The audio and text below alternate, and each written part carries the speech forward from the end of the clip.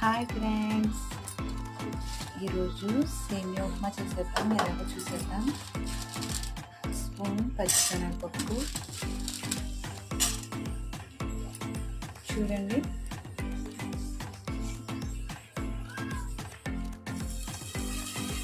వేగిపోయిన friends carrot, tomato,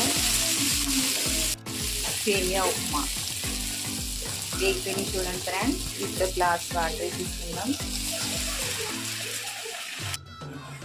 half spoon salt